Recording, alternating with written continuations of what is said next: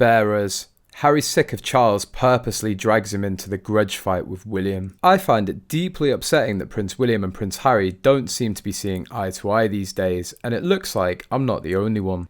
Prince William and Prince Harry's brotherly bond was put on display during the Duke and Duchess of Sussex's most recent visit to the UK. The two princes were united in grief as they mourned the loss of their grandmother, Queen Elizabeth II, and joined forces for the first time since Megxit. However, Christopher Anderson has claimed the Prince of Wales is still holding a grudge against his younger brother and wife. They referred back to the state funeral of the late Queen, examining the events leading up to the solemn day and the dynamics between certain members of the family. Harry and Meghan Markle had reunited with the UK-based royals for the first time in several months, and, according to Mr. Anderson and Miss Schofield, relations between the Windsors appeared to be strained. In the very beginning, Harry was not allowed to wear his uniform.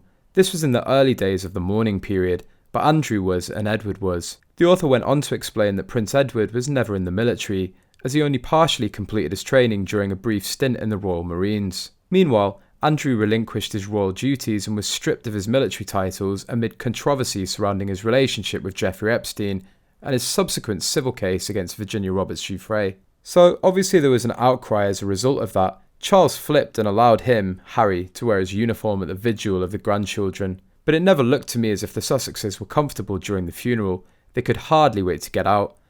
And of course, I think William is still holding a grudge. He referred back to the Wales and Sussexes' first joint engagement during the mourning period, when the couples came together outside Windsor Castle to greet well-wishers and read tributes. There was no connection. They were all going in different directions. I don't think it's going to end well. If there ever was a chance for them to mend things, I suppose that was it. But then again, this book is hanging over everyone's head. And Netflix. And at the time, every week, Meghan was saying something that hinted towards her unhappiness over the last few years. In her situation in the monarchy, on the podcast, so every week the royal family is getting hit with these big references to Meghan feeling silenced or ambition is dirty. So I'm sure that the family was fed up at the time. The upcoming series of The Crown is set to focus on the breakdown of Prince Charles and Princess Diana's relationship, a topic which will inevitably affect Prince William and Prince Harry's relationship. During the Duke and Duchess's bombshell Oprah interview, Harry admitted the brothers had been through hell together, but are on different paths.